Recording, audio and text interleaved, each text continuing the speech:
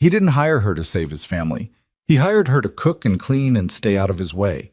But the morning Eliza Rowan walked through the front door of the Crow Ranch with a cracked leather satchel and mud on her boots, something shifted.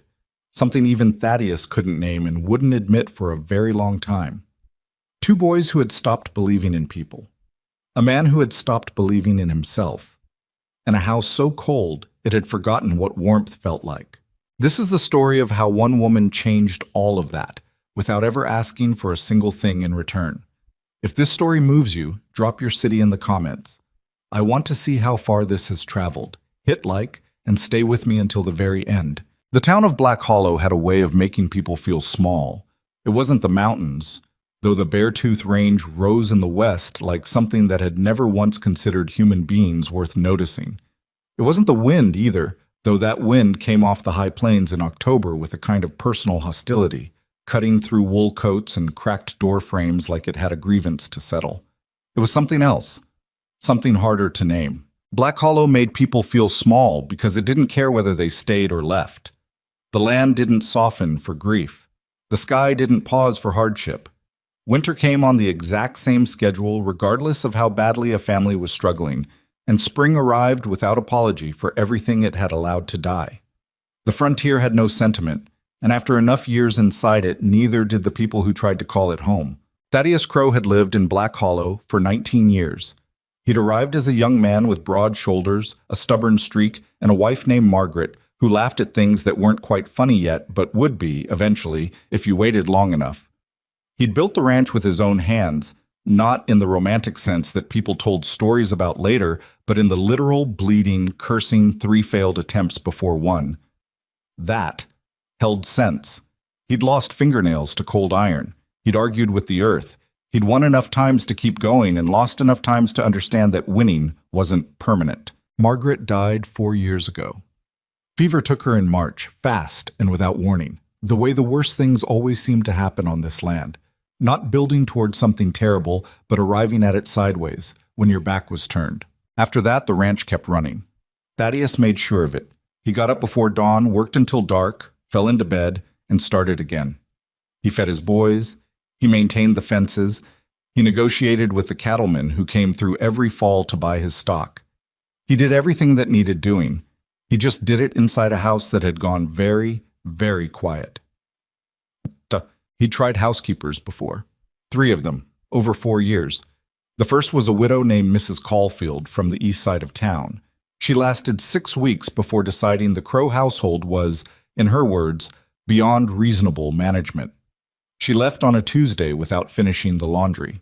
The second was a younger woman, barely 20, who'd come from a mining family that had gone broke.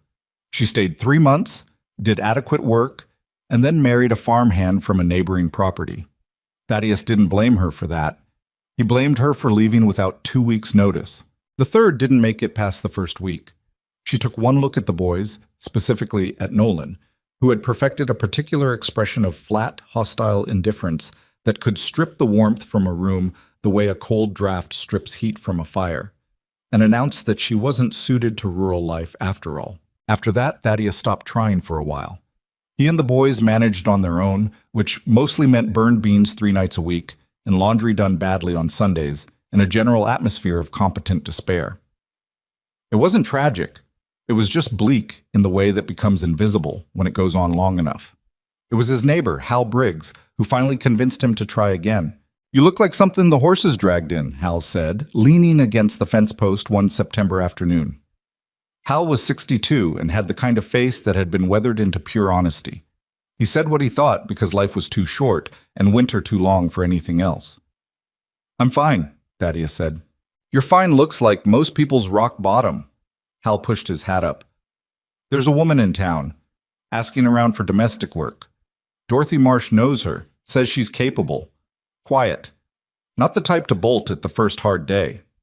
Thaddeus grunted. He'd heard that before. "Her name's Eliza Rowan," Hal continued.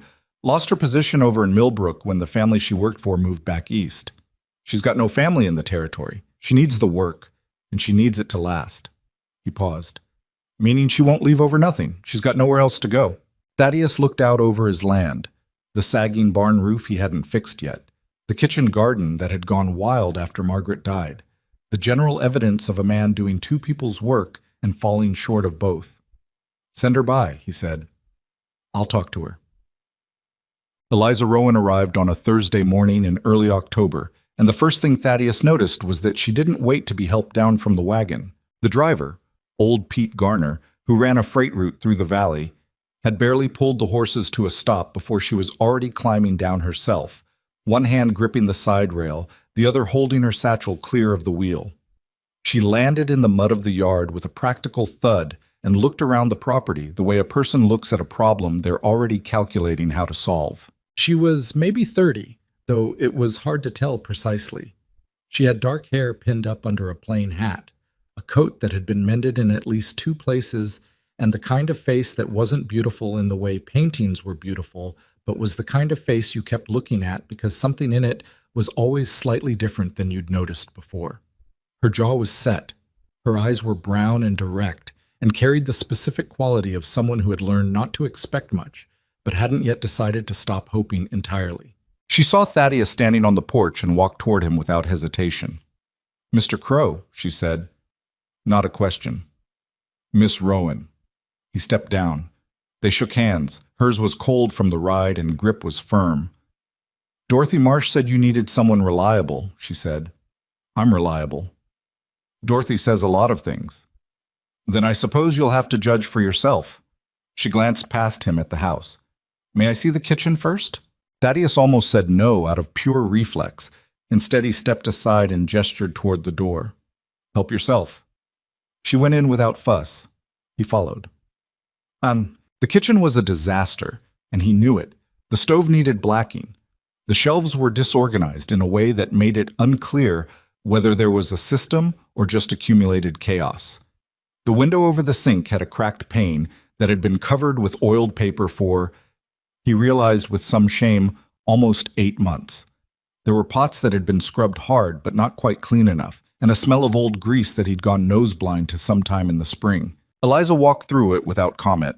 She opened cabinet doors, checked the larder, looked at the water situation, tested the stove's damper with a practiced hand. She didn't wrinkle her nose. She didn't say anything theatrical about the state of the place. She just gathered information, the way a general assesses a battlefield before committing to a strategy. Finally, she turned around. "You've been doing this yourselves," she said. It wasn't an accusation, just a statement of fact. "Me and the boys." "How old?" "Nolan is 12, Samuel is 8. She nodded. "I'll need to know your schedule when you eat, when the boys need to be ready for school if they're going, what you need from me on the working days versus the quiet ones." "There aren't many quiet ones." "Then we'll figure out the working ones." She set her satchel down on the table, not asking permission, just claiming a temporary corner of space. "I won't pretend I know your ranch. I'll need time to understand how things work here. But I don't waste time, and I don't make excuses, and I don't leave over hard weather or a difficult day." Thaddeus looked at her. "The last 3 left." "I'm not them." "No," he said slowly. "I can see that." He folded his arms. 2-month trial. Meals, housing in the back room, $5 a month. If it works out, we discuss terms going forward. If it doesn't, then we part without argument, she finished. "That's fair." He hadn't expected her to say that so quickly. Most people negotiated, pushed for more money, better terms, some kind of guarantee. She just accepted the deal with the confidence of someone who intended to make the argument for better terms unnecessary. "One thing," he said. She waited. "The boys." He paused, choosing his words with the awkwardness of a man not accustomed to talking about things that actually mattered. "They've had a hard time, with their mother gone, and with people coming and going, Nolan especially. He's not easy." "I didn't come here expecting easy," she said. "I'm not asking you to fix anything," he said quickly, and he wasn't sure whether he was saying that to her or to himself. "Just don't push them. Don't try to be something you're not. They'll see through it." She looked at him steadily. "Mr. Crow, I'm not here to be anyone's mother. I'm here to do a job. Whatever else happens is up to the boys, not me." He held her gaze for a moment. Then he nodded once. "All right." She met the boys that evening. Thaddeus brought them in from where they'd been doing afternoon chores, or in Nolan's case, doing them slowly and resentfully, which he'd elevated into something close to an art form.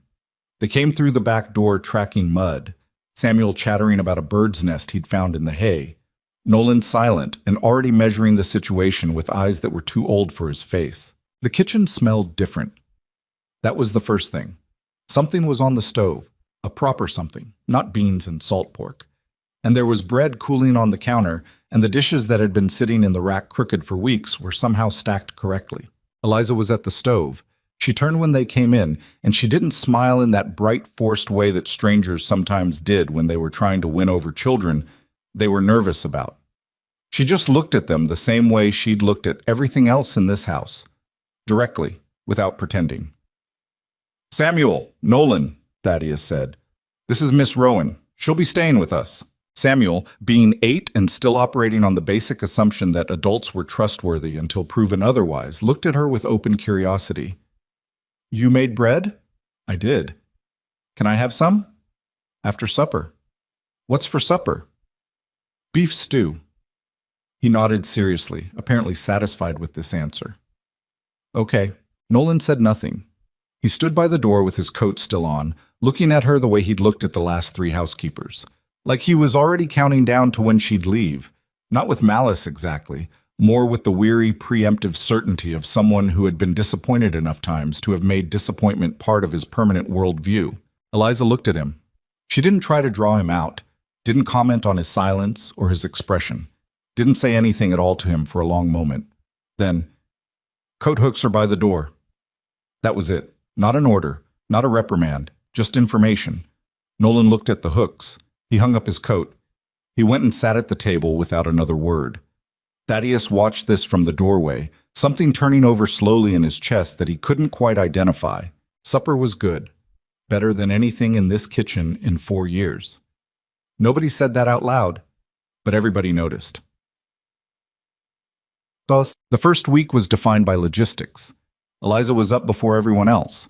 Thaddeus discovered this accidentally on the second morning when he came downstairs at 5 in the dark, expecting silence, and found instead the stove already going, coffee already made, and Eliza at the table with a small notebook, writing something. She closed it when she heard him on the stairs, not guilty, just private. "Coffee's there," she said. He poured a cup. It was better coffee than he'd made in a year. "You sleep?" he asked. "Enough." He nodded. He didn't ask what she'd been writing. They were strangers. There were limits. She learned the ranch faster than he expected. The first few days she stuck to the house and transformed it in ways that were so systematic and quiet that he kept noticing things from across the room without quite being able to track what had changed. The windows were clean, the floor had been scrubbed and was now actually showing its grain again. The larder had been reorganized according to some logic that made it, for the first time in years, easy to find what you needed without moving 4 other things first. She didn't ask his permission for any of it. She didn't report back on what she'd done. She just did it. On the 4th day, she asked him, practically and without preamble, whether the boys had any schedule for schoolwork, since she'd noticed their textbooks on the shelf, and they appeared to have been untouched for some time. He'd been honest about that. "I've not been able to keep up with it. The days are too long." She didn't judge this. She just said, "If it helps, I can sit with them in the evenings. I'm no school teacher, but I know enough arithmetic and reading to keep them from falling behind completely." He looked at her. "That's not in the arrangement." "No," she agreed. "But it's something I can do." He wanted to say something about not overstepping, about keeping the arrangement professional, about not creating obligations on either side. Instead, he said, "All right, if they'll let you." They let her. Samuel immediately. Nolan, eventually. The problem with Nolan wasn't cruelty. He wasn't a mean boy. He was a hurt boy who had made the very reasonable 12-year-old decision that the safest thing to do with new people was to treat them as temporary, because they always were. His technique for discouraging attachment was not loud or dramatic. It was subtle and comprehensive. He answered in single words when she spoke to him. He performed his chores competently, but with a flatness that communicated very clearly that he was doing them because he had to, not because of any goodwill toward the household. He occasionally disappeared to the barn for hours, which Thaddeus told her was his habit, and to leave him to it. Eliza left him to it. She didn't try to win him. She didn't push conversation or manufacture moments.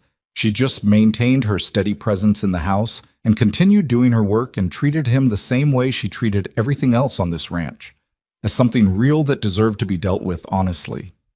The first crack came at the end of the second week, and it came sideways, the way things always do with children who have built their defenses carefully. She was in the kitchen late on a Wednesday evening, still working through a pile of mending, shirts mostly, that had accumulated repairs the way unloved things do.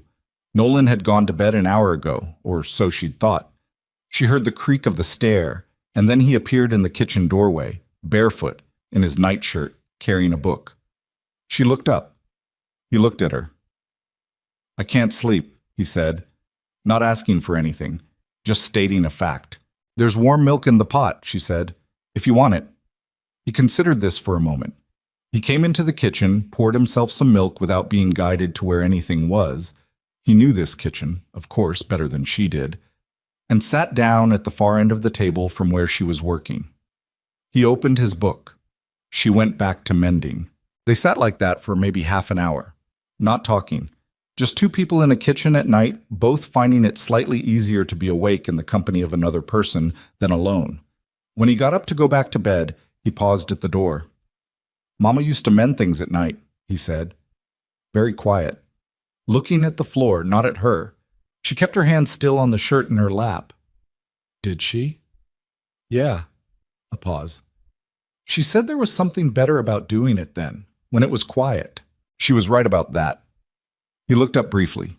Something crossed his face, too fast to name, too important to dismiss. Then he went upstairs. She sat in the kitchen for another few minutes after he was gone, listening to the house settle around her in the dark. Thaddeus watched all of this from the edges. He was not by nature an observant man in the domestic sense. He noticed things about land and weather and livestock with a precision that bordered on prophetic. He could look at a fence line and know which post was going to fail before winter. He could smell a storm 2 days out. He understood cattle in the way some men understood people. People were harder, but he noticed that Nolan had started doing his homework voluntarily in the evenings. He noticed that Samuel had taken to following Eliza around with the specific devotion of a small dog who has found his person, chattering at her constantly about every thought that entered his head, and that she received this information about birds, about a boy at school who had said something stupid, about whether horses dreamed, with complete seriousness. He noticed that the house no longer felt like a place where someone had died, which was the feeling it had carried for 4 years, like a smell you can't quite locate. He told himself this was the natural result of having the household properly managed. That was what he'd hired her for. He tried to believe that. By the end of the first month, the 2-month trial had already stopped feeling like a trial. Not because everything was easy. It wasn't. The ranch work in October was relentless.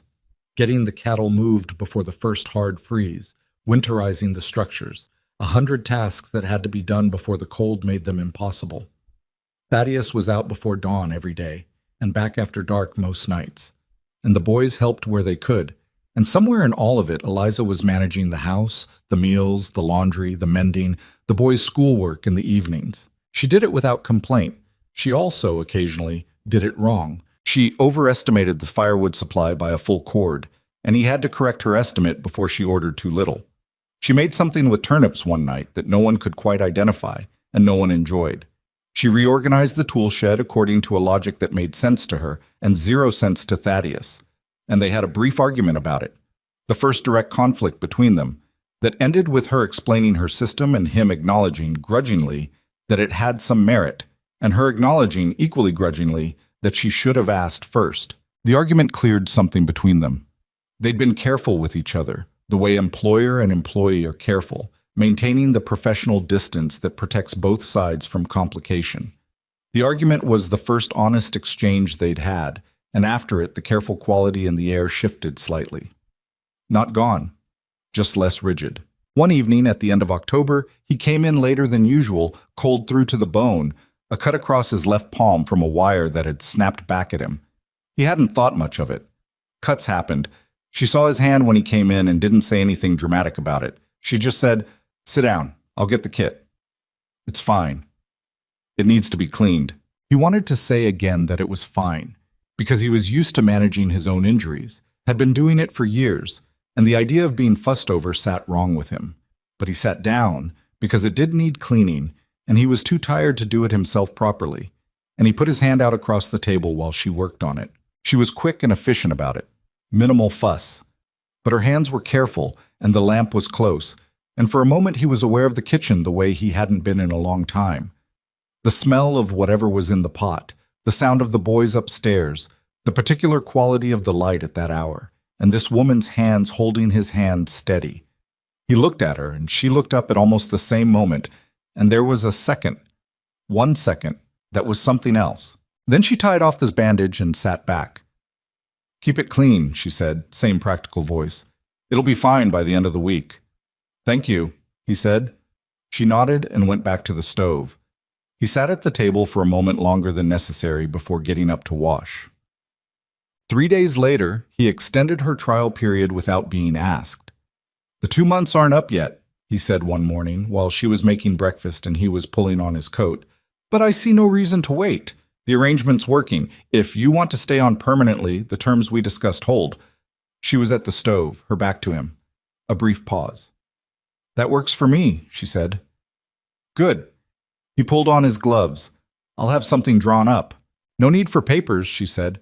"Your word's enough." He was at the door. He turned at that, slightly surprised. "You sure about that?" She looked over her shoulder at him. "Have you given me any reason not to trust your word, Mr. Crow?" He thought about it. "No." "Then we're agreed." He went out. She stood at the stove and didn't let herself feel too much about it. A permanent position wasn't security. Not really. Nothing was permanent in this territory. She knew that.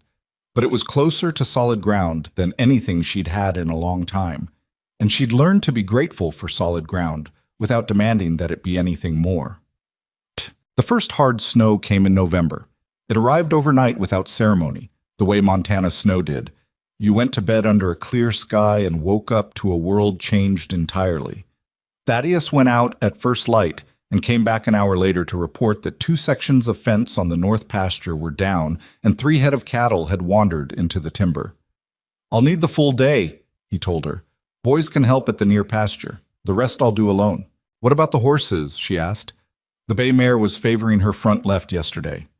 He stopped. He hadn't noticed that. He'd been moving too fast. "I'll check her before I go." "I already looked," she said. "Left front shoe is loose, stone caught up under it. I got it out, but you'll want the farrier before she goes back on hard ground." He looked at her. "When did you—" "Before breakfast." She handed him his coffee. "Also, the roof over the tack room is holding snow. You might want to knock it before it builds weight." He stood in his own kitchen feeling, for a disorienting moment, like someone was looking after his ranch. Not doing his job. He wasn't a man who easily tolerated anyone encroaching on what he considered his domain, but just paying attention to it. Noticing the things he didn't have time to notice because he was always moving at full speed toward the next crisis. "You don't have to," he started. "I know I don't have to," she said, completely matter of fact. "Coffee's going to get cold." He drank his coffee. He went out into the snow. He spent a long time out there in the cold, moving through the work that needed doing, and he thought about her more than was strictly professional. He tried to be honest with himself about what that meant, and the answer he came back to was complicated and not something I'm going to address. Not now. Not with the fences down and the cattle loose and winter just starting to make its intentions clear. He was a practical man. He was very good at dealing with what was in front of him and postponing what wasn't. That approach had worked well for him for years. He was not yet aware that it was beginning to fail. December arrived the way December always does in Montana, without mercy. The temperature dropped to places that required a different relationship with the cold, an understanding that you were at its mercy, and the only question was how well you managed that. The boys were in school when weather permitted, which grew increasingly irregular. The ranch contracted into survival mode. Keep the animals alive, keep the people warm, keep the structures standing. Eliza had never lived through a Montana winter. She'd been in the territory less than 4 years, and the winters she'd experienced had been in towns, with real stores nearby and neighbors within shouting distance. The Crow Ranch was a different proposition. The nearest neighbor was the Briggs place, 3 miles of open field away. The nearest town was a 40-minute ride when the road was clear, which it increasingly wasn't. She adapted, not gracefully. There was nothing graceful about learning to bank a stove properly when the temperature outside could kill a person, about judging how much wood would carry the night, about the particular misery of outdoor work in cold that made your face hurt. She got it wrong sometimes. She underestimated the cold the first real brutal night and let the kitchen fire burn too low, and she woke at 3 in the morning to find the water in the bucket by the sink beginning to ice at the edges. She spent an hour getting the house back to livable temperature, moving quietly so as not to wake the others, and stood in the kitchen afterward with her hands wrapped around a cup of coffee she'd made as much for the warmth of holding it as for the drinking. She didn't tell anyone. She just made note of the lesson and adjusted. Samuel noticed things were different anyway. He was a perceptive child under the cheerful noise of his 8-year-old personality. And in December, he began appearing in the kitchen earlier than usual, nominally for breakfast, but actually, she suspected, because the kitchen was the warmest room and he liked to be where she was. "Miss Eliza," he said one morning, sitting at the table while she made oatmeal, "do you get scared here?" She considered the question seriously, the way she'd noticed he wanted to be considered. "Sometimes," she said. "Of what?" "The cold, some nights. The quiet, other nights." She stirred the pot. "Both of those can make you feel smaller than you want to feel." He thought about this. "I get scared of the dark," he said, with the solemn confession of someone admitting something important. "Nolan says that's for babies." "Nolan's afraid of things too," she said. "He just doesn't say what they are." Samuel's eyes went wide, as if this were a revelation. "Like what?" "That's his business to say, not mine." She set his oatmeal in front of him. "But people who tell you they're not afraid of anything are either lying or not paying attention." He looked at his oatmeal, then at her. "Are you afraid of my dad?" She laughed, a short, honest sound. "No, why would I be afraid of your father?" "He's real serious," Samuel said, with the accuracy of a child who doesn't yet know to soften observations. "He never laughs." She thought about whether that was true. It mostly was. "Sometimes people stop laughing for a while," she said. "It doesn't mean they forgot how." Samuel accepted this with the faith of a child who wants to believe something is true, which is almost the same thing as it being true. It was a week before Christmas when Thaddeus found her in the barn. He'd gone out to check on the animals after supper, and she was in there, in the cold and the lamplight, working on a harness that had cracked along one of the cheek pieces. Delicate leather work, the kind that required patience and a certain knack that wasn't obvious. She was hunched over it at the workbench, working by feel as much as sight in the low lamp, and she had a smear of neat's foot oil on her cheek that she was unaware of. "That harness," he said from the doorway. She looked up, unsurprised. "Found it yesterday. It'll fail midwinter if it's not fixed." "I was going to get to it." "I know." She went back to the work. "I got to it first." He leaned against the doorframe and watched her for a moment. The horses were settled in their stalls, breathing their warm breath into the cold air. The lamp threw a circle of yellow light. Outside, the wind was doing what Montana wind did in December, which was try to convince you that the world was a hostile and indifferent place. "You don't have to do the barn work," he said. It came out less like a reprimand than he intended. "I know what my job is," she said. "I also know what needs doing." "There's a difference." She looked up at him then. Something in her expression that wasn't quite amusement, but was in the neighborhood of it. "Mr. Crow, are you concerned I'm doing too much work?" Put like that, it sounded absurd. "I'm concerned about the arrangement," he said, which was a cowardly version of what he actually meant. But the more honest version wasn't something he was ready to say in a cold barn at night while she looked at him with those direct brown eyes. She set the harness down and turned to face him properly. "The arrangement is fine," she said. "I know what I agreed to, and I know what I'm choosing to do beyond that. They're not the same thing, and I'm not confusing them." He held her gaze. The wind pushed at the barn walls. "All right," he said. "Good." She picked the harness back up. "There's coffee in the house if you want some." He went and got coffee. He sat at the kitchen table alone and drank it and tried to think about fences and cattle and weather and all the practical matters that required his attention. He was, broadly speaking, unsuccessful. Outside, the Montana winter pressed down on everything with its absolute indifference. Inside, the house was warm. That was new. He noticed it and filed it away in the place where he put things he wasn't ready to look at directly. And he went to bed, and he lay in the dark for a while thinking about a woman with oil on her cheek working on a cracked harness in his barn because she'd noticed it needed doing, and he didn't examine the feeling that produced, just acknowledged that there was one and left it alone for now. He was very good at leaving things alone. He would not be able to do it much longer. January came in like something that had been waiting all year to show what it was capable of. The cold that settled over Black Hollow in the first week of the new year was not the ordinary cold of a Montana winter, the kind people had built their lives around managing. This was something older and meaner, the kind that split fence posts and froze water in pipes inside the walls, and made the air itself feel dangerous to breathe too deeply. Thaddeus had seen winters like this before.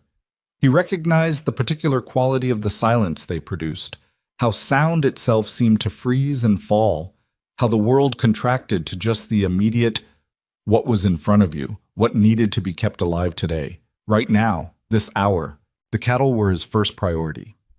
Always. 32 head that needed feed broken out of frozen storage every morning. Water hauled from the creek where he'd kept a section open with an axe, checks throughout the day to make sure no animal had gone down in the cold. He had the boys help where they safely could, though he kept them close to the house when the temperature dropped to the places that made extremities dangerous. He drove himself harder than was wise and knew it and did it anyway, because the ranch was all he had, and the ranch needed him. What he didn't account for was getting hurt. It happened on a Tuesday, 3 weeks into January, not through carelessness, but through the simple mathematics of exhaustion and ice. He was repairing a section of fence on the east side of the property where a post had heaved out of the frozen ground, the kind of repair that took 2 men comfortably and 1 man, with effort, alone. He was working the post back into position, leveraging his full weight against it, when his boot found a patch of ice under the snow, and he went down hard. The post came with him. He felt the impact in his left shoulder and his knee simultaneously, and lay in the snow for a moment, assessing the damage with the cold practicality of a man who can't afford to be seriously injured. His shoulder moved. His knee held weight, barely, when he tested it. Nothing broken, he decided. Everything hurt, which was different from broken. He got himself back to the house by midday, moving slowly, unwilling to show how badly the knee was bothering him until he sat down at the kitchen table and couldn't quite conceal the difficulty of that either. Eliza was there. She looked at him once, then looked at his leg, then said, without any of the alarm that would have irritated him, "What happened?" "Fell. Ice under the east fence." "How bad?" "I'm walking." "That's not what I asked." He gave her a look that would have stopped a conversation with most people. She wasn't most people. She was already crouching down to look at his knee with the same matter-of-fact assessment she'd applied to the harness, the horses, the cracked window pane. She pressed 2 fingers along the side of the knee, and he pulled a sharp breath through his teeth that he'd meant to keep quiet. "That's not a strain," she said. "You tore something." "I haven't seen a doctor." "I haven't either, but I've seen enough ranch injuries to know the difference between something that hurts and something that's wrong." She stood up. "You need to stay off it." "I've got 32 head that need—" "I'll do the morning feed," she said. He stared at her. "You don't know the feed rotation." "Then tell me the feed rotation." She said it the way she said most things, not combatively, just as a simple statement of the obvious next step. "Write it down if it's complicated. I can read." "It's not—" He stopped. He was trying to construct an argument against this and finding that the argument kept colliding with the reality that he genuinely could not put full weight on his knee and the cattle needed feeding in the morning regardless. "It's not complicated," he said finally. "The rotation." "Good." She turned to start coffee. "Write it down anyway so I don't miss anything." He wrote it down. He sat at his own kitchen table with his knee elevated on a second chair and wrote out the feed schedule while his knee throbbed and the wind hit the house from the northwest, and he felt, in a way that sat uncomfortably with a man of his particular nature, that he was being looked after. He didn't like it, and he was grateful for it, and he didn't know what to do with that combination, so he handed her the paper and said nothing about any of it. She fed the cattle in the morning. She was out before first light and back an hour and a half later with ice on her coat and her face red from the cold and a report delivered without dramatics. All 32 accounted for, one water trough needed breaking out again. The hay in the northwest corner of the barn was getting low, and he'd want to look at his reserves. He hadn't expected her to be that thorough. He should have by now. He kept expecting less from her, and she kept delivering more, and the gap between what he expected and what he received was becoming its own kind of problem. "You checked the herd count yourself?" he asked. 3 times, she said, pouring herself coffee. "I know I'm not you. I know I might miss something, so I counted 3 times. He was quiet for a moment. "The northwest corner hay. We've got enough." "For how long?" He calculated. 6 weeks, if the winter breaks when it usually does. "And if it doesn't?" "Then I'll need to buy from Briggs." He paused. "But it usually breaks." She nodded. She sat down across the table from him with her coffee, and for a few minutes they were just 2 people in a cold house at early morning, and it was comfortable in a way that Thaddeus noticed and chose not to examine too directly. He kept his weight off the knee for 4 days. This was not entirely voluntary. On the second day, he tried to go out and do the fence repair himself, and made it approximately 50 yards from the house before the knee informed him clearly that it had opinions about this plan. He went back inside. Eliza said nothing when he came back through the door, just moved so he could get to his chair without navigating around her, and went on with what she'd been doing. "You didn't say anything," he said. She glanced up. "About what?" "About me trying to go out and coming back." "Was there something to say?" He almost laughed. Almost. "Most people would say something." "Most people aren't me." She went back to whatever she was doing. "You tried. Your knee said no. You came inside. That seems like the right sequence of events to me." He sat with that for a moment. There was something about the way she dealt with his stubbornness. Not challenging it, not accommodating it, just sort of letting it exhaust itself against the wall of her own practicality. That was genuinely new to him. Margaret had argued with him. The people he'd employed before either capitulated or left. Eliza did something different. She just continued, steadily, and let him figure things out at his own pace. He was beginning to understand a very effective approach. During those 4 days, she ran the morning and evening livestock checks herself, kept the house, managed the boys' schoolwork on the days weather kept them home, and also, somewhere in the evenings when the work was done, managed to repair a loose board on the back porch that had been catching people's feet for 2 years. He noticed the repair on the 3rd day when he was moving carefully across the porch and didn't catch his boot on the edge that usually caught it. He stood there for a moment looking at the new board, planed smooth and set flush. "When did you do this?" he asked, back inside. She didn't look up. "Day before yesterday. Board was bad. It was going to go all the way through eventually, and someone was going to fall." "Where'd you learn to do carpentry?" A brief pause. Something moved across her face, quick and private. "My father wasn't particular about which of us learned what," she said.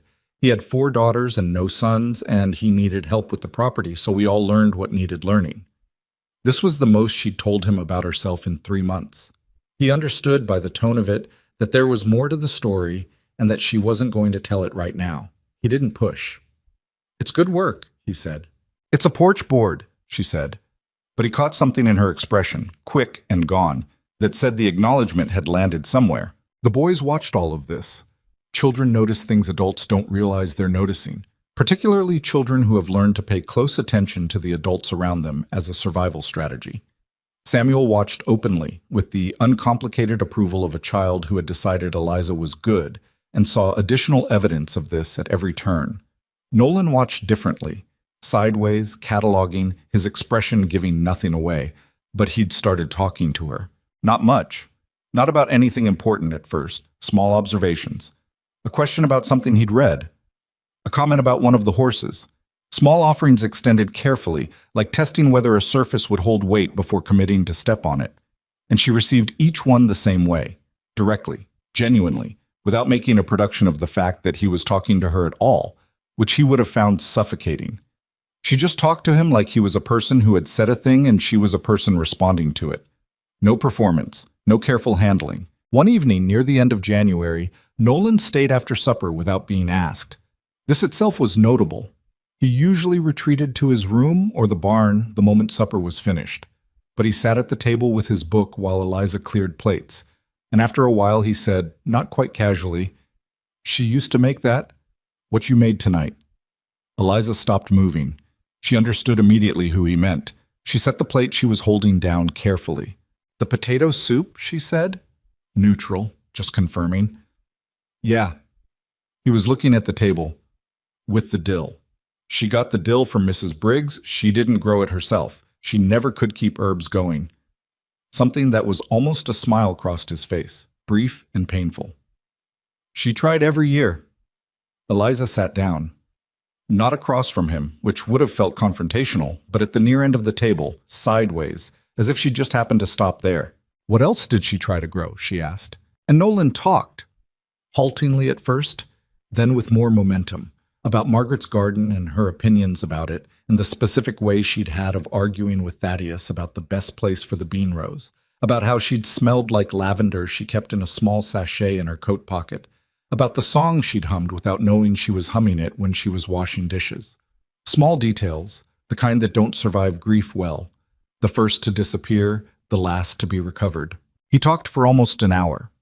Eliza listened and asked small questions and didn't once say anything about how Margaret must be watching over them, or that she was somewhere peaceful now. The things adults say to grieving children that make the children feel like the adults haven't understood anything at all. She just listened to who Margaret had been as a person, as a specific human being, and Nolan could feel that she was actually hearing it. When he finally ran out of things to say, there was a silence that wasn't uncomfortable. Then he picked up his book. "She would have thought you were all right," he said. Very quiet, not looking at her. "Mama, she was pretty good at telling what people were." Eliza didn't say anything for a moment. She looked at the tabletop. "That means something," she said, simple and honest. And he nodded once, already getting up, already retreating back behind the 12-year-old wall he'd built. But the wall had a door in it now, and they both knew it. Thaddeus heard none of this directly. He'd been in the other room, his knee propped up, reading the same page of the same book for the 4th time because his concentration kept dissolving. But he heard the sound of it, the murmur of conversation from the kitchen, Nolan's voice going longer than usual, and then the footsteps on the stairs. He set the book down. The fire in the front room crackled and settled. Through the wall he could hear Eliza moving in the kitchen, the quiet sounds of a house being put to rights for the night. He sat with a feeling he hadn't felt in a long time. Something close to peace, uncomfortable in its unfamiliarity, like a coat worn by someone else that fits surprisingly well, and you're not sure whether to keep wearing it or hang it back up. He hung it back up. It was easier that way. He was still very good at that, but the coat fit, and he knew it. February came, and the winter that had been brutal became briefly cruel in the way that only February could manage. A week of warmth that was almost spring, enough to make everything soft and hopeful, followed immediately by a storm that made January look mild. It came in 2 days before the end of the month, and it came fast. Thaddeus was out with the cattle when the sky changed. He felt the shift in the air before he could see it clearly, a particular pressure, a different quality to the cold, the horses going uneasy in a way that was its own kind of weather instrument. He started moving the herd toward the lower pasture, closer to the barn, pushing them faster than he wanted to because the sky to the northwest was turning a color that had no good news in it. He made it. Barely. He got the herd into the lower pasture and got himself to the barn just as the wind hit, and the wind this time was different. Not the usual cold cut of a Montana winter night, but something with actual weight behind it, the kind of wind that you could lean into and feel it push back, the kind that made you think about the structural integrity of things. He spent an hour in the barn securing what needed to be secured, talking to the horses in the low, continuous way that kept them calm when they were afraid, and when he finally moved toward the house, it was through a wall of snow that had already reduced visibility to about 10 feet. He kept his hand on the rope line he'd strung between the barn and the house 3 winters ago for exactly this reason and made it to the back door by feel more than sight. Inside, the house was lit and warm in a way that hit him physically after the cold. Every lamp was going. The stove was built up high. He stood in the back doorway dripping snow and ice and couldn't immediately see Eliza, then found her.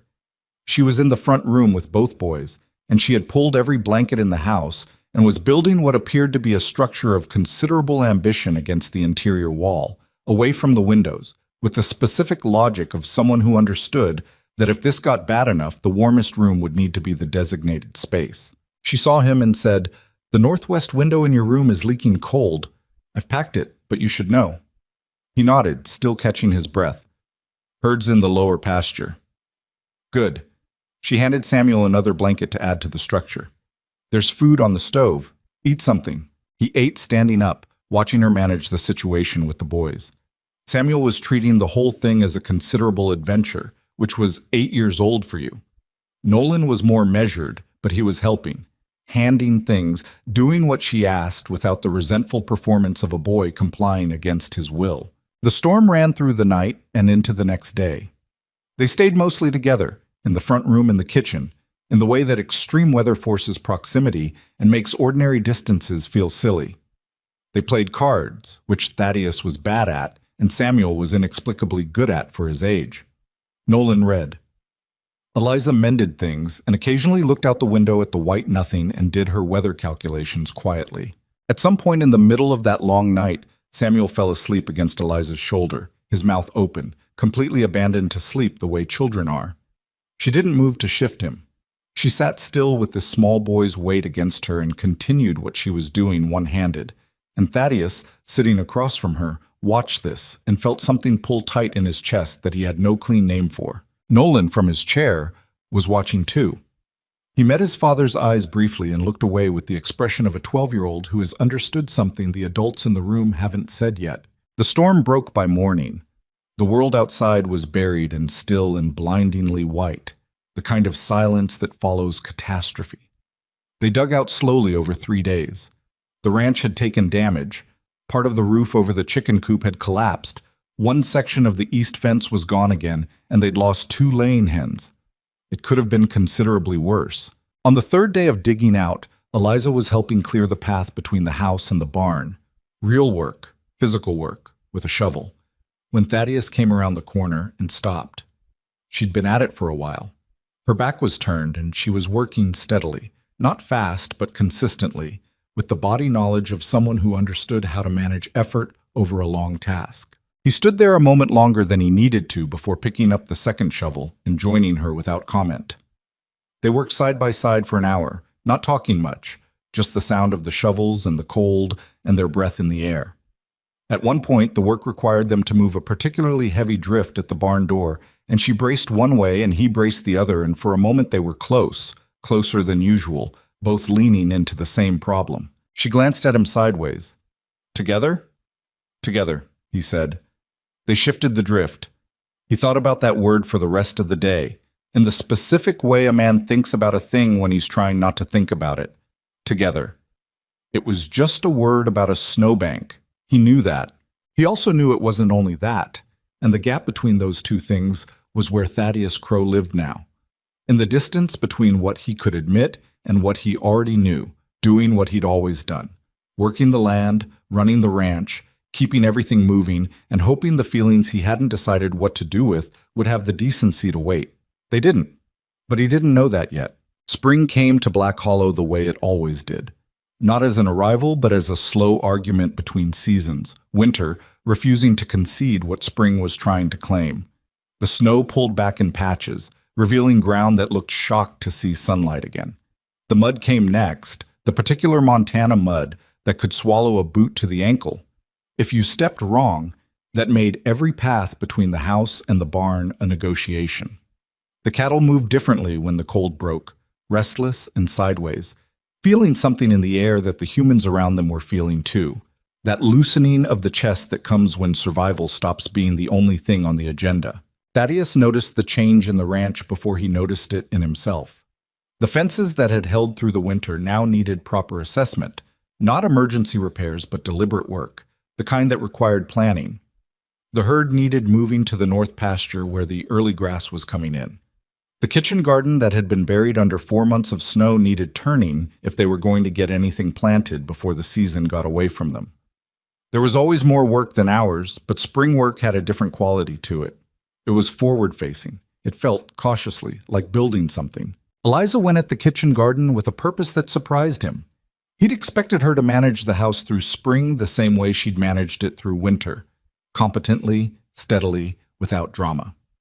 What he didn't expect was to come around the side of the house one morning in late March and find her already knee-deep in the process of turning the beds, working a spade through the compacted earth with the kind of committed physical effort that left no room for anything decorative about the scene. Her coat was off despite the cold. There was mud on her hands past the wrist. He stopped. "You know how to garden?" She didn't look up. "My mother's domain," she said, working the spade through a stubborn section. She had opinions about soil, strong ones. "The garden's been gone since—" He stopped. She did look up then briefly. "Since Mrs. Crow," she said. Not a question. Matter of fact, the way she handled the topics other people tiptoed around. 4 years, he said. She looked at the bed she was working, then back at him. What did she grow? He thought about it. He hadn't thought about the garden in a long time. Beans, carrots. She had a thing about cucumbers, though they never did well out here. Herbs, the dill especially. He paused, remembering something Nolan had said in the kitchen in January. She got the dill from Hal Briggs' wife. Eliza nodded. I'll ask Mrs. Briggs if she still has starts. That was all she said about it. She went back to the earth.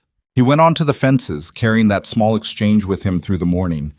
The ease of it, the way she'd navigated the mention of Margaret without making him feel like he was standing at the edge of something dangerous. Other people got careful when Margaret came up.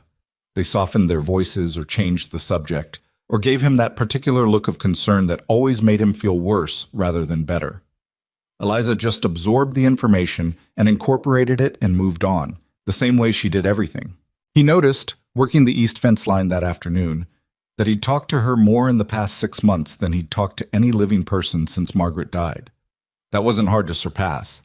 He'd been running a 4-year experiment in keeping people at a functional distance and had become quite expert at it. But the quantity wasn't the thing that troubled him.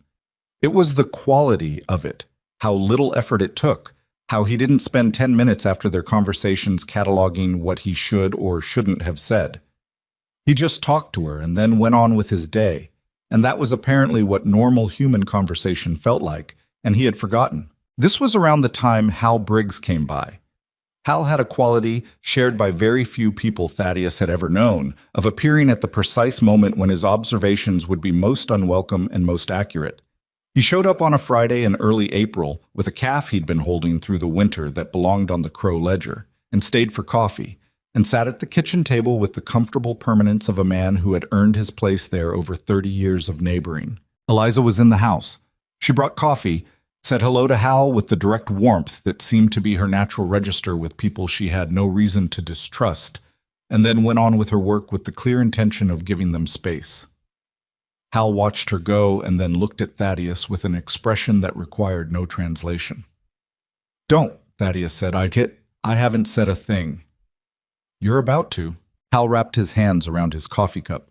She turned your garden, he said, looking through the window at where the beds were now clearly delineated and partially planted. Margaret couldn't get you to touch that garden with a 10-foot pole. Said you were constitutionally opposed to anything that grew on a schedule you couldn't control. I didn't turn it. She turned it. I know who turned it. Hal looked at him. That's rather the point. Thaddeus didn't say anything. He turned his own coffee cup on the table. The boys look different, Hal said, in the tone of a man making clinical observations. Nolan especially. He's got some color back. He's 12. He's fine. He wasn't fine 6 months ago. Hal said this without cruelty, just accuracy. He looked like a boy who'd decided the world was a place to be endured. He doesn't look like that right now. A pause. She's done something there. She's done her job. Hal looked at him with 62 years of lived experience behind his eyes. Thaddeus, he said, not unkindly, I've known you 19 years. I know what it looks like when you're managing, and I know what it looks like when you're living. Right now you're somewhere between the two, which is progress. He picked up his hat from the table. That's all I'm saying. He left without saying anything else. He didn't need to. Hal Briggs had always understood that the best thing you could do with a stubborn man was plant the idea and walk away and let the ground do the rest. The idea grew, as ideas do when they're planted in soil that's been ready for them longer than the planter knew. It grew specifically on a Wednesday in April when Thaddeus came back from the far pasture at midday. An unusual hour, but he'd forgotten the fence stakes he needed and had to come back for them, and stopped in the doorway of the kitchen for a moment before anyone saw him.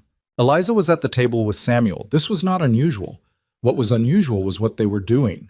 Samuel was showing her something he'd drawn, a series of pictures on 3 pieces of paper that appeared to tell some kind of story, and she was looking at them with a focus that was entirely real, asking him questions about them. Samuel was explaining with the total physical commitment that 8-year-olds bring to things they care about, leaning over the table, pointing, talking fast. "But why does the horse have that face here?" Eliza was asking, pointing at one of the drawings. "Because he's worried," Samuel said, with the authority of the artist who knows exactly what he intended. "He knows the other horses are going to the valley, but he can't go because he hurt his leg and he doesn't know if they'll come back." "Does he know how to tell them that?" Samuel considered this seriously. "He doesn't. Horses can't talk. That's the whole problem." "That's a real problem," she said. "What does he do about it?" Samuel picked up his pencil. "I haven't figured that part out yet." "Well," she said, that's the most important part. Take your time with it." He nodded gravely and went back to drawing.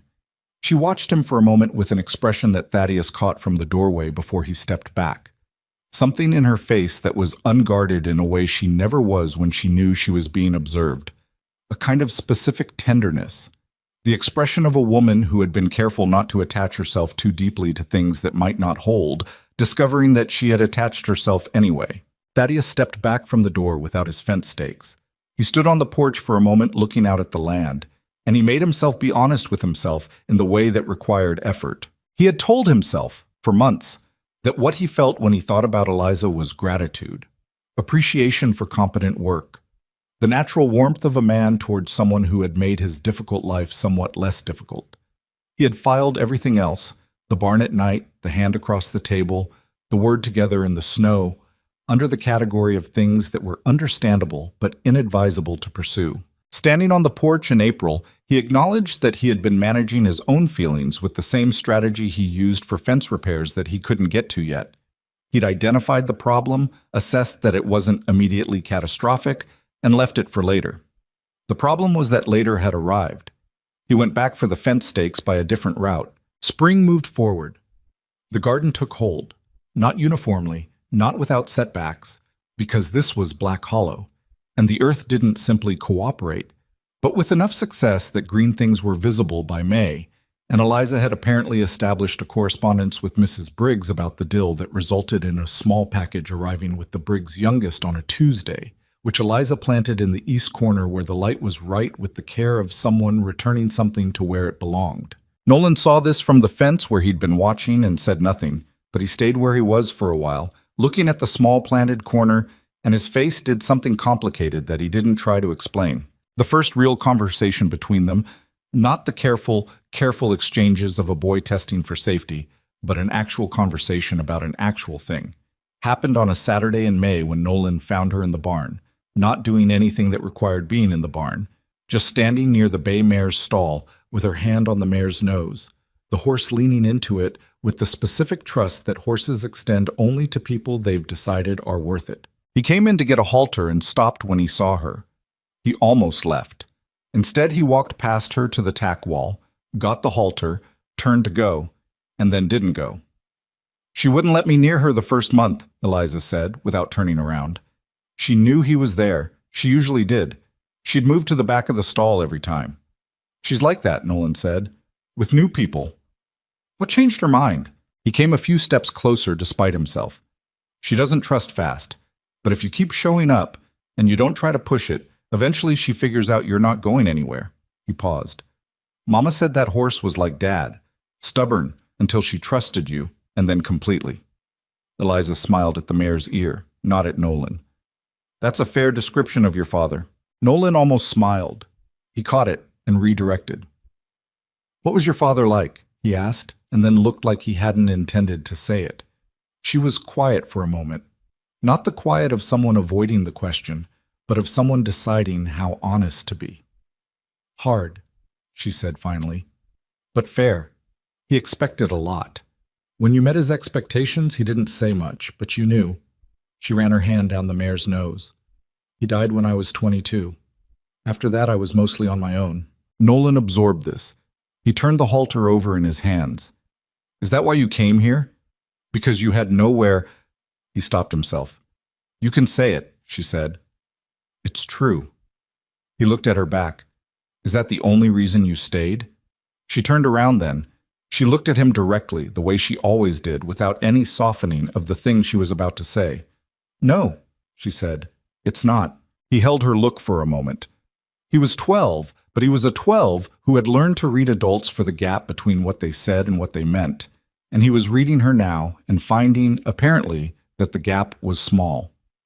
Okay, he said. Simple. And he went out with the halter. She stood in the barn for another few minutes, her hand on the mare's nose, feeling the particular weight of that short exchange. She had not come here planning to belong anywhere. She had come here to work and survive the winter and stay on if the terms held, the way a person plans when they have learned not to plan further than the current necessity. And somewhere in the winter, in the kitchen at night, and the barn at dawn in the long days of a hard season, she had made the mistake, if it was a mistake, of letting herself matter to these people and letting them matter back. She was not certain what to do with that. She was even less certain what to do with Thaddeus, who had been looking at her differently for weeks in a way he clearly didn't realize she noticed. She noticed everything. That was both a skill and, in this particular situation, a complication, because what she saw when she looked at him carefully was a man in the process of arriving at something he hadn't decided yet whether to allow. She knew better than to push it. She knew men like Thaddeus, the particular architecture of their pride, built not from arrogance but from years of having no one to lean on, which produced a self-reliance so thorough it had become indistinguishable from the self. He would arrive when he arrived, or he wouldn't. She went back to the house. That same week, something happened that the whole ranch felt without anyone naming it. Thaddeus came in from the field late, later than usual, and supper had been held and was now at the stage of warm rather than hot, and everyone was at the table already, both boys and Eliza, who had the habit of eating with the family that had evolved gradually and organically over the winter until nobody thought anything of it anymore. The four of them around the table had stopped being notable and become simply the way supper was. He sat down. He took in the table, the food, his sons, Eliza passing Samuel the bread, and something crossed his face that was there and gone before anyone could be sure they'd seen it. He picked up his fork. He ate. After supper, when the boys had gone up and Eliza was washing dishes, he said, from the table where he was still sitting with the last of his coffee, "The Hendersons are selling the property at the south edge." She looked over her shoulder. "The one with the creek access?" "That's the one." "Are you thinking of buying it?" "Thinking about it." He turned his cup on the table. "It would mean more work, more fence line. Probably need to hire on a hand in the summer." He paused. "Ranch would be bigger than I've run it before." She turned back to the dishes. "You could run it," she said. "Not a compliment. Just a statement of assessment from someone who had watched him run this ranch through one of the worst winters in recent memory and had her own clear-eyed view of what he was capable of." He was quiet for a moment. "It would mean things being more permanent," he said, "not just running through, building toward something." She kept her hands in the dishwater. She understood that they had stopped talking about the Henderson property.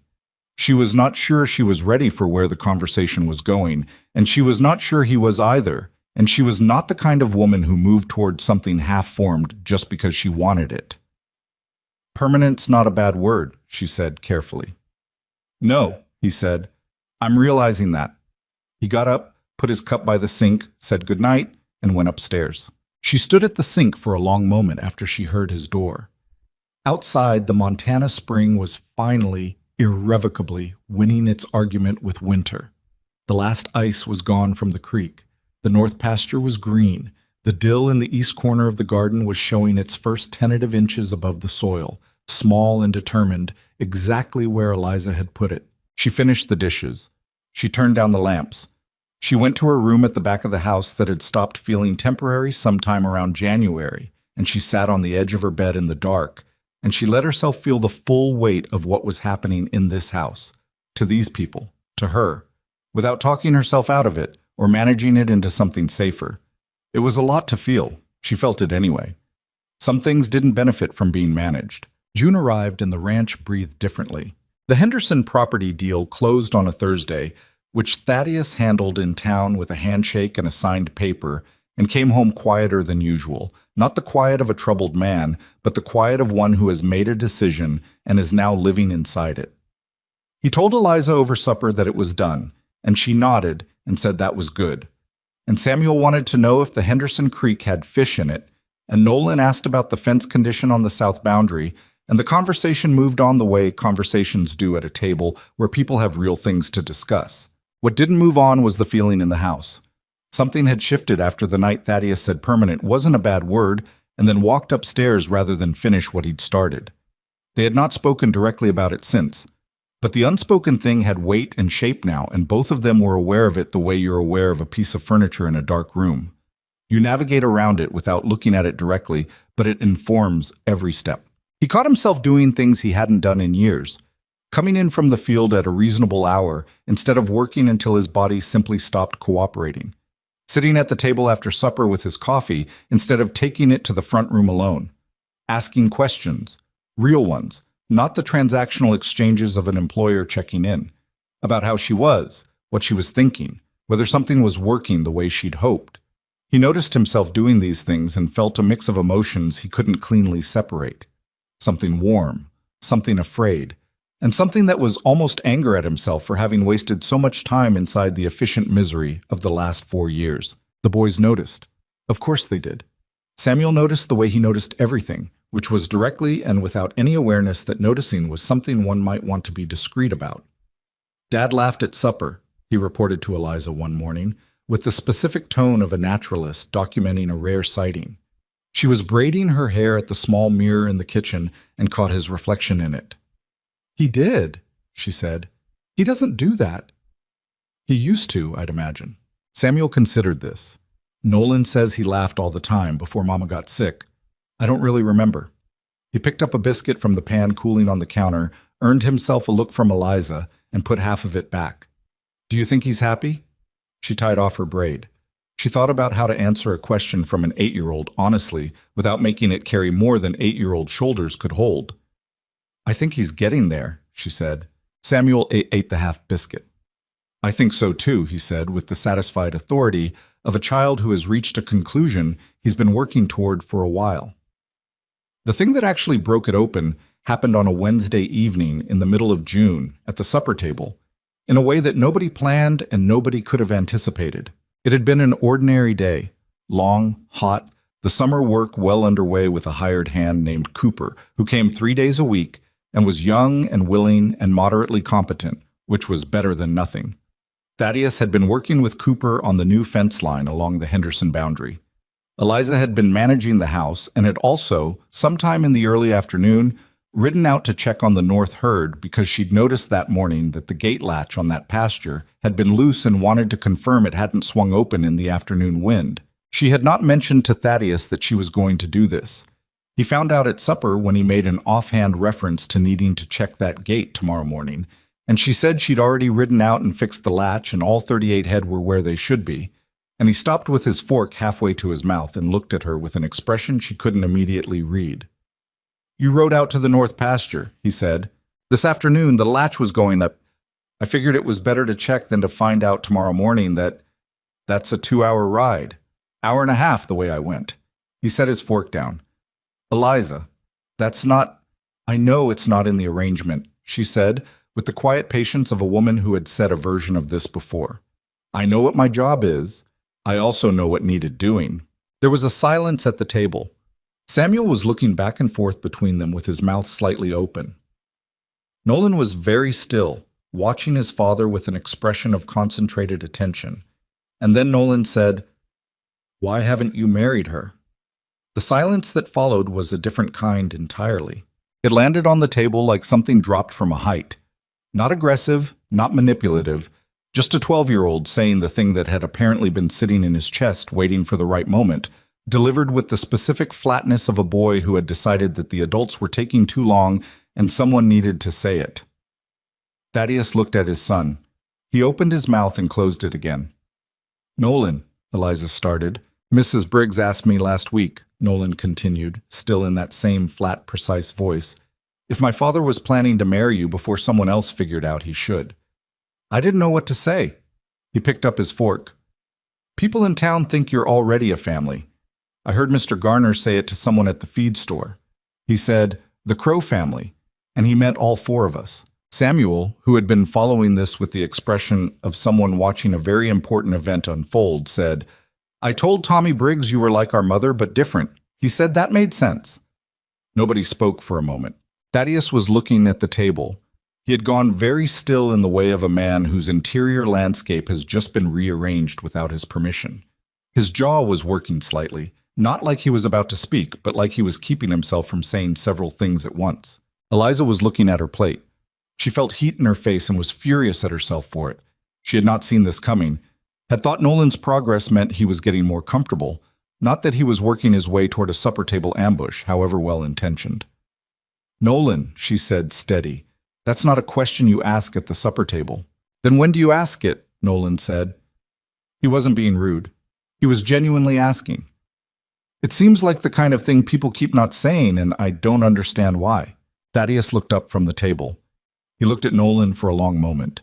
Then he looked at Eliza, and this time he didn't look away. And the thing in his face was different from anything she'd seen there before. Not the careful, managed quality of a man keeping himself in check, but something unguarded and direct and almost pained. "Go finish your supper," he said to the boys. His voice was even. "Both of you." They finished their supper. They were sent upstairs shortly after. Samuel fizzing with barely contained energy, and Nolan moving with the careful deliberateness of a boy who felt he had set something in motion and was now uncertain whether that had been wise. Their footsteps crossed the ceiling above the kitchen. A door closed. Thaddeus and Eliza were alone at the table. He hadn't moved from his chair. She started to clear the plates, mostly because she needed something to do with her hands, and she got as far as stacking two of them before he said, quietly, "Eliza." She stopped. "Sit down," he said. "Please." She sat. She looked at him. He was looking back at her with that unguarded expression still on his face, like he'd stopped being able to assemble the one he usually wore and hadn't yet decided whether to try. "I don't know how to do this," he said, flat and honest, the way he was when he'd stopped managing. "I want you to know that before I say anything else. I'm not good at this." "I know that," she said. "I've been—" He stopped, started again. "There are things I've been aware of for a while that I haven't said. Because I've been trying to be careful. Because the last time He pressed his hand flat on the table. "Because I don't know what you feel, and I didn't want to make something harder that was already working." She was quiet. She gave him the space to finish. "The contract between us ended 6 months ago," he said. "You know that." "I know. You stayed." A pause. "I know you needed the work. I know that's part of it. I'm not—" He looked frustrated with himself, and she recognized the frustration of a man trying to say something important and running into all the places where language isn't built for what he means. "I'm not asking you to feel something you don't feel. I'm not asking for anything. I'm trying to tell you something true." She waited. He looked at her steadily. "This house, whatever it is now, it's because of you. Not because of what you've done, though you've done more than I had any right to expect, but because of who you are when you're doing it. The way you've been with Nolan, what you've given Samuel, the way you ride out to check a gate latch at midday because you noticed it was loose, and you just do it, because that's who you are." He stopped. He was not comfortable with this level of exposure. She could see that. He was sitting in it anyway. "I fell in love with you somewhere in the middle of the worst winter this ranch has seen in 10 years, he said. "I want to say it was a surprise, but I think the honest answer is that I was the last one to know." The kitchen was very quiet. Outside, the June evening was long and gold and indifferent, the way Montana evenings are. Eliza looked at him. She felt the full weight of what he'd just done. A man who treated vulnerability like a wound to be kept covered, sitting across a kitchen table and bleeding on purpose because he'd finally decided it was worth the cost. She was not going to be careless with that. I need to ask you something, she said. He nodded. His expression said he'd expected a question and was prepared for it to be hard. Do you know the difference between wanting someone to stay because she's useful and wanting her to stay because she's her? He held her gaze without flinching. Yes, he said. I know the difference. And you're sure which one this is? I'm sure. She looked at him for a long moment. She had spent months reading this man. His silences, his oblique approaching of things, the places where he held back and the places where he let something through. She read him now and found him clear. Then I'm going to say something true back, she said. I came here with nowhere to go. That's fact, and I'm not going to dress it up. But I would have left, Thaddeus. I've left before when a situation wasn't right, no matter how much I needed the work. I stayed because this is...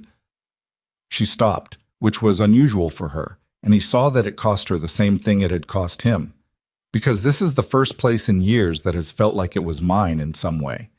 Not because it is mine, because the people in it started to feel like mine. He was very still. The boys, she said, and you. He let out a slow breath. His hand on the table moved, not reaching for anything, just releasing some tension it had been holding.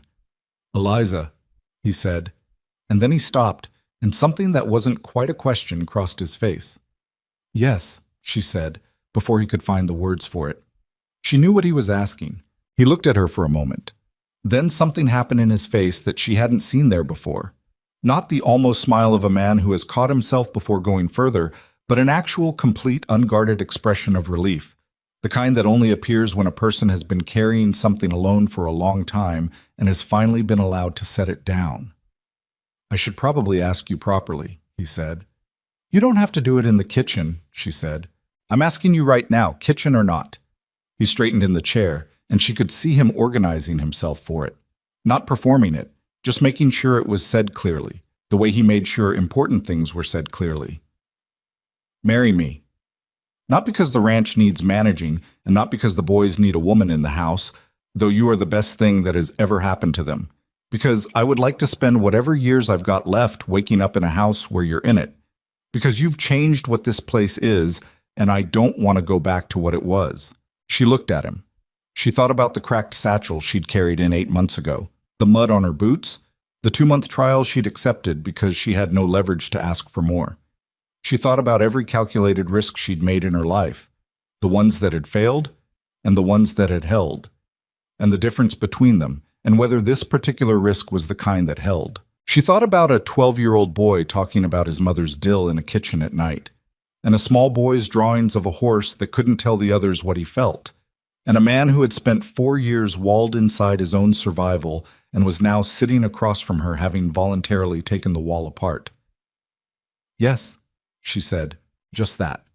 The same word she'd given him before, when he'd asked something he couldn't quite put into language, but this time both of them knew exactly what it meant. He nodded, once, the nod of a man receiving information he'd needed and accepting it completely. He didn't move immediately. He sat with it for a moment, in that way he had, absorbing things before he acted on them. Then he reached across the table and put his hand over hers, and she turned her hand and held it, and they stayed like that in the kitchen of a ranch in Montana in the long light of a June evening, neither of them saying anything, because the conversation had already said what needed saying. Upstairs there was the unmistakable sound of 2 boys who had been listening at the top of the stairs, a shuffled footstep, a quickly suppressed noise that might have been Samuel beginning to say something and being shushed by his brother. Thaddeus looked at the ceiling. They've been up there the whole time, he said. Yes, she said. She had known since the first dropped footstep 10 minutes into the conversation. I should probably give them a minute, she said. Samuel needs to finish celebrating quietly before he can come down and not look like he was listening. He looked at her. And Nolan? She thought about a boy in a barn asking if she'd stayed for reasons beyond necessity, and the answer she'd given him, and the way he'd nodded once and left with the halter. Nolan already knows, she said. He's been waiting for you to catch up. Something crossed his face, pride and grief and love all at once, the complicated mixture that parenthood produces in the people willing to feel it honestly. He's a better man than I've been, Thaddeus said, very quietly. He learned from you, she said. The patience, the watching, The figuring out who someone is before you decide to trust them. She looked at him steadily. He did what you do. It just took him less time because he had fewer walls to work through. Thaddeus was quiet for a moment. That might be the most accurate thing anyone has ever said to me. I have my moments, she said. He almost smiled. Then it became an actual smile, slow and real, the kind that changes a face rather than decorating it. She looked at it and thought, there it is. There's the man who used to laugh at supper. From the top of the stairs came the sound of Samuel completely failing to contain himself any longer, and then Nolan's low voice saying something sharp and quiet, and then footsteps. And Samuel appeared at the bottom of the stairs at a speed suggesting he had held himself back as long as was physically possible, his face brilliant with barely managed delight, looking between them with the expression of a child who has gotten exactly what he wanted and cannot believe his luck. Did you ask her? He demanded. Thaddeus looked at his younger son with an expression that would have 6 months ago been impossible on his face. Go to bed, Samuel. But did you see... Samuel. But there was no real authority in it. There was, barely hidden behind the deliberate sternness, exactly the thing he'd accused himself of having lost. Samuel looked at Eliza. She looked back at him and gave him nothing, just watched him the way she always had, steady and real, which was by now its own kind of answer. He grinned so hard it looked like it might hurt. He went to bed. Thaddeus Crow was not a man who did things halfway. Once he'd made up his mind about the Henderson land, he'd moved on it within a week. Once he'd decided a fence post was failing, he replaced it that same day rather than patch it and wait. It was the same quality that had built the ranch from raw ground and held it through years that would have broken men with less absolute commitment to seeing a thing through. So when he told Eliza he wanted to marry her, the word that carried the most weight wasn't marry. It was want. Thaddeus didn't want things carelessly. When he said the word, it meant he'd already examined the question from every angle available to him and arrived at the answer with the same certainty he brought to everything else. That didn't make the days that followed simple. Simple was not a word that applied to two people who had spent the better part of a year being carefully professional with each other, suddenly navigating a different kind of territory in the same house, in front of the same two boys, with the same daily work still requiring attention regardless of any personal developments. The cattle still needed feeding. The Henderson fence line still needed completing. Cooper still showed up 3 days a week and needed direction. Life on a working ranch had the quality of a river. It moved whether you were ready or not, and the only question was whether you were swimming or being carried. What changed was the texture of the ordinary. He asked her about the garden in a different way now, not checking in as an employer might, but with genuine curiosity, leaning on the fence at the end of a day and watching her work the beds with the patient interest of a man who has decided that everything about a person is worth paying attention to. She caught him at it and didn't say anything, just kept working, but something about the set of her shoulders changed when she knew he was there. A small relaxing of the habitual self-containment she'd spent years maintaining. They told the boys the following morning formally, which was mostly a formality because Samuel had been conducting himself since the previous night like a child who had won something significant and was trying not to gloat too visibly about it. Thaddeus sat them down at the breakfast table and told them plainly. He had asked Eliza to marry him, and she had said yes, and he wanted to know what they thought about it. Samuel immediately said, "When?" Nolan looked at Eliza across the table with that particular 12-year-old expression of someone who has arrived somewhere they've been walking toward for a while. "You're sure?" he said. Not challenging, checking, the way he checked everything, because certainty mattered to him, and because he'd been hurt before by things that turned out to be less certain than they'd seemed. "I'm sure," she said. He nodded once. "Okay then." He picked up his fork. "Good." Samuel looked at his brother. "That's all you're going to say? What else is there to say?" "I don't know. Something." Samuel turned to his father. "So she's staying forever now?" "That's the idea," Thaddeus said. Samuel sat with this for approximately 3 seconds and then said, "Can I have another biscuit?" And that was mostly that.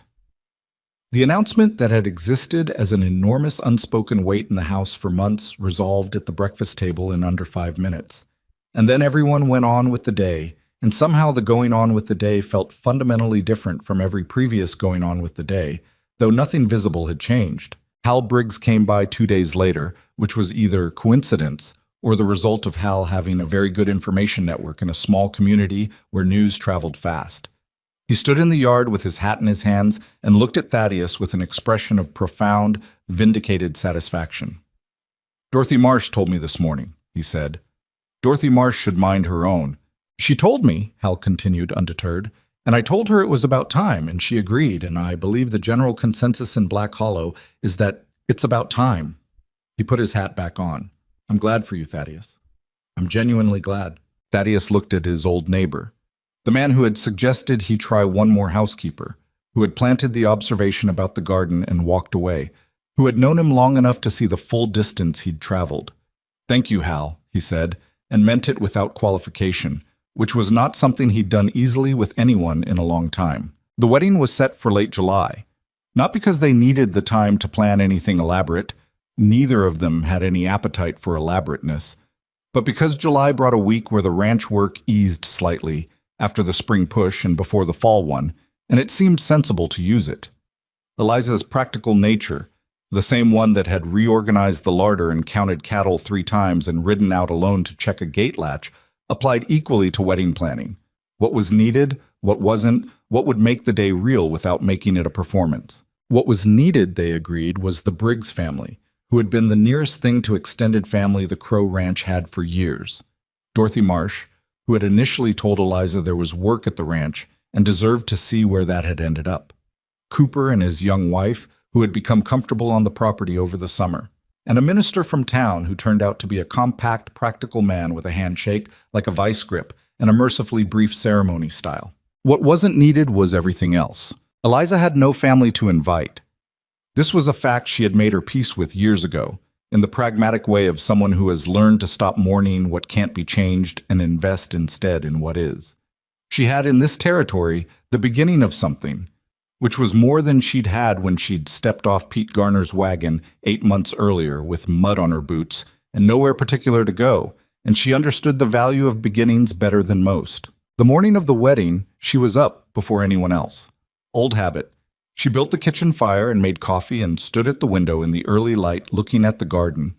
The beans coming in, the carrots, the herbs that had taken through the summer with more success than she'd expected, and the dill in the east corner, now full and feathery and exactly where it should be.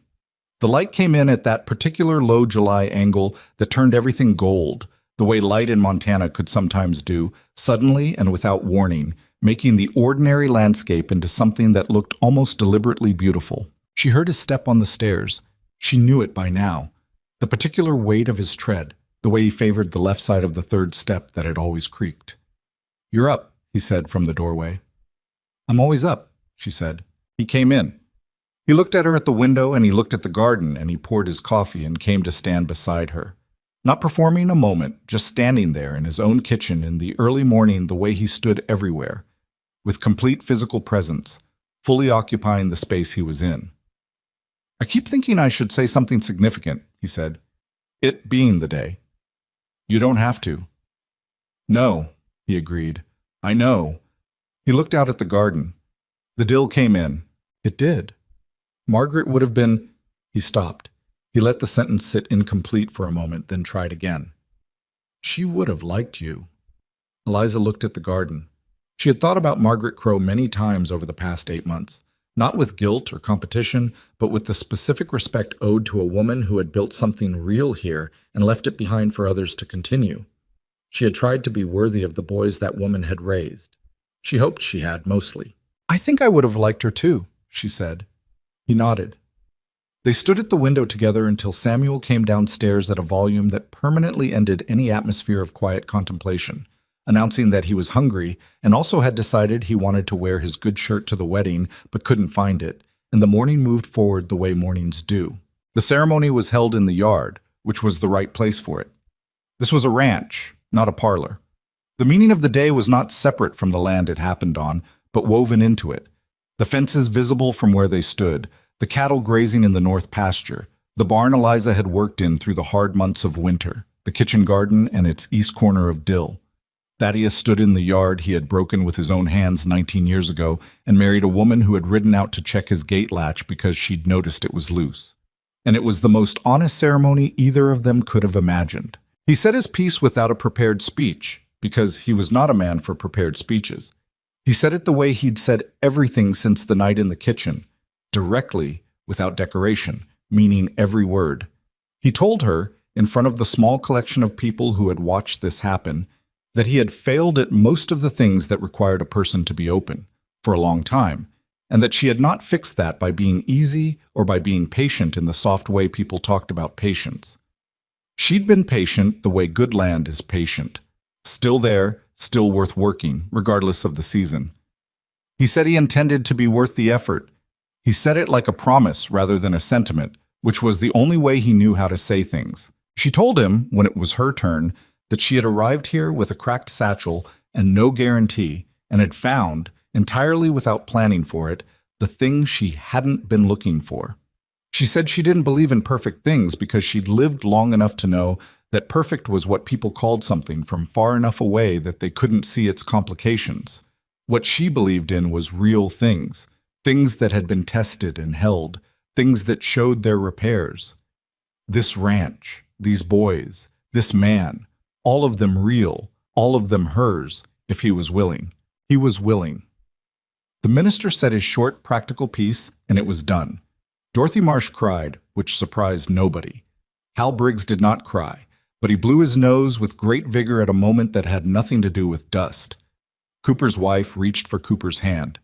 Samuel, standing next to his brother in his recovered good shirt, watched the whole thing with the solemn joy of a child who has understood that something permanent has just happened and is appropriately impressed by it. Nolan didn't cry either. He was 12. And 12-year-old boys who have been through what he'd been through developed a relationship with crying that involved doing it privately and denying it publicly. But afterward, when the small celebration had moved to the yard with food and the low, warm noise of people gathered for a good reason, he found Eliza standing near the fence at the edge of the gathering, a moment of quiet she'd apparently needed, and he came and stood beside her the way his father stood beside people, not demanding anything, just being there. They stood like that for a while. "I told Samuel," Nolan said eventually, "that I knew this was going to happen." She looked at him sideways. "Did you?" "The day Dad bought the 4th chair," he said, "for the kitchen table. He didn't say anything about it, just brought it in and put it at the table like it had always been there. I was about 9 the day he did it." He looked out at the land. "I don't think he even knew why he did it." She thought about that chair. The one that had simply appeared one evening made space at a table that had held 3 for 4 years. She'd sat in it every day without thinking about it particularly. "You were 9, she said. "You couldn't have known what it meant." "I didn't know what it meant," he said. "I just knew it meant something." He paused. "He doesn't do things without a reason. He just doesn't always know the reason yet." She looked at this 12-year-old boy, the one who had stood in the kitchen doorway 8 months ago with the coldest, flattest look she'd ever received from a child, calculating how long before she'd leave. The one who had told her about Dill in the dark and his mother's failed herb garden, and had asked her in a barn whether she'd stayed for reasons beyond necessity. "Nolan," she said, "thank you." He looked uncomfortable, the way 12-year-old boys look when they've received a sincere thank you. They're not sure how to hold. "For what?" "For the supper table," she said. "The question you asked." He glanced away, the ghost of something that might eventually become a smirk crossing his face. Someone had to say it. "I know. He was going to keep—" He made a gesture with one hand that managed to convey the entire architecture of his father's interior management system in a single motion. "I know," she said again. He nodded. He put his hands in his pockets. "You're good for him," he said.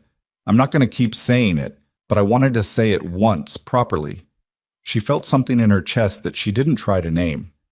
"You're good for me too," she said. "Both of you."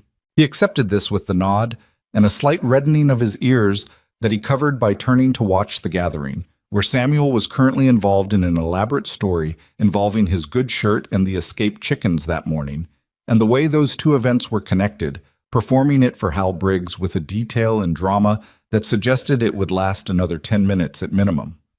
He's going to talk about those chickens for the rest of his life, Nolan said. Probably, she agreed. And Nolan smiled. A real one, full and unguarded. The smile of a boy who had decided it was safe to be happy. She saw it in profile, and she thought, there it is. There's the boy under all that careful watching. The summer moved the way summers do when a person is finally, actually present in them rather than enduring them. The ranch work was harder with the Henderson land added in, but it was the heart of building rather than the heart of surviving. And there's a difference between those two kinds of work that anyone who's experienced both will tell you changes everything about how the days feel. Thaddeus bought 2 more head to run on the new pasture. He brought Cooper on full-time, which required some negotiation but was arrived at on fair terms, because Thaddeus had never been the kind of man who cheated people who worked for him. The ranch began to grow in the way that things grow when they have enough of what they need. Not fast or dramatic, but steadily, season by season, accumulating towards something that would outlast the current generation if they were careful with it. Eliza ran the household with the same practical authority she'd brought to it from the first week. Expanded now to include the Henderson cabin, which needed winterizing, the expanded kitchen garden, and the ongoing project of a working relationship with Dorothy Marsh, who had appointed herself something between a mentor and an audience to Eliza's life in Black Hollow, and showed up regularly with opinions and preserves in roughly equal measure. Eliza received both with the equanimity she brought to most things, and Dorothy declared her, in the way Dorothy declared things, a woman of uncommon sense, and they would be friends for 40 years. The house changed in ways that were physical and ways that weren't. The physical ones were visible. The kitchen table that had held 3 chairs for 4 years, and then 4, and would eventually need to be larger. The garden that expanded past the original beds as Eliza's ambition for it grew alongside the growing season. Small repairs, accumulated improvements, the general evidence of a house being actively maintained by people who intended to stay in it. The other ways were harder to see, but more important. Nolan turned 13 in October, and then 14, and then 15, and with each year shed some of the watchful wariness that had been both his armor and his limitation, replacing it with something more open without losing the quality of attention that had always been his particular gift. He had his father's ability to read land and weather, and he had something else too. A patience with people, a capacity for understanding what someone was carrying without being told, that had been shaped by 2 years of watching Eliza operate in the world and absorbing, without knowing it, her particular approach to other human beings. He was going to be, Thaddeus said once to Eliza at the end of an evening, a remarkable man. She said she knew. She'd been able to see it since the kitchen doorway in October, past the cold, flat look, into the boy underneath it who was paying very careful attention to everything. Samuel turned 9 and 10 and continued to be comprehensively, exhaustingly himself, which was a considerable self, full of stories and drawings and opinions, and a warmth that he extended without calculation to virtually every person and most animals he encountered. His horse drawings improved. He had taken to writing the stories down, filling notebooks with them with the total commitment of a person who has found the thing they're supposed to do, and Eliza sat with him in the evenings when she could and read what he'd written and gave him the same direct, genuine feedback she gave everything. Not soft, not harsh, but honest. He was good. He was going to be better. She told him so, and he believed her, which was the beginning of the kind of confidence that doesn't collapse under pressure. There was a night in the second winter of their marriage, not a crisis, just an ordinary Tuesday in February. When Thaddeus came in from the barn late to find the house already quiet, the boys asleep, Eliza at the kitchen table with a cup of tea and her small notebook, writing something. She closed it when she heard him, the same way she had the very first morning he'd come downstairs before dawn and found her there. He hung up his coat. He noticed that she'd closed the notebook and was struck suddenly by the memory of the first morning. The same gesture, the same quality of privacy around whatever she wrote in it. 8 months of careful professional distance and then 8 months of marriage, and he still didn't know what was in the notebook. He poured himself coffee and sat down across from her. She looked at him with the expression she wore when she was comfortable, direct and quiet and present, in a way that some people never managed in a lifetime. "Can I ask you something?" he said. She raised an eyebrow slightly. It was late for questions. "All right." "The notebook." He gestured at it. "You've had it since you arrived. You close it when someone comes in. You've closed it every time for over a year. She looked at the notebook. She looked at him. Something moved across her face. Not quite amusement, not quite embarrassment, but in the territory of both. It's nothing important, she said. Then you wouldn't mind telling me. She was quiet for a moment. Then, I write down things I want to remember, the good ones. She turned the cover over in her hands. When I came here, I didn't have much reason to keep track of good things. So I started writing them down when they happened, so I couldn't... She stopped. So you couldn't what? He asked quietly. So I couldn't convince myself later that they didn't happen. She looked at the notebook. When you've gone long enough without much good in your days, you can start doubting your own memory of the times there was some. I didn't want to do that. He sat with that for a moment. He thought about everything in that notebook, months of things she'd noticed and written down so she could believe in them.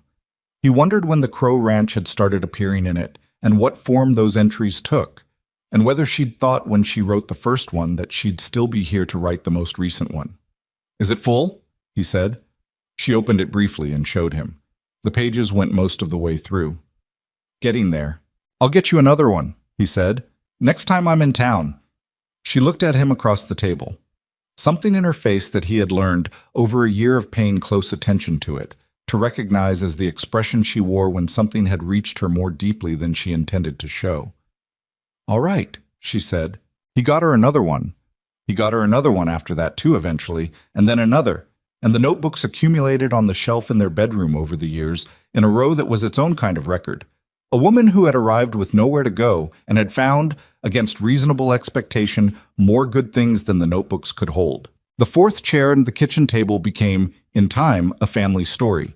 It was Nolan who told it first, years later, when he was grown and had his own property 2 miles east, the Henderson land which Thaddeus had given him when he turned 22, and would come to supper on Sundays with his wife Clara, a direct, capable woman from the far side of the valley who reminded the entire Crow family of someone without anyone saying explicitly who.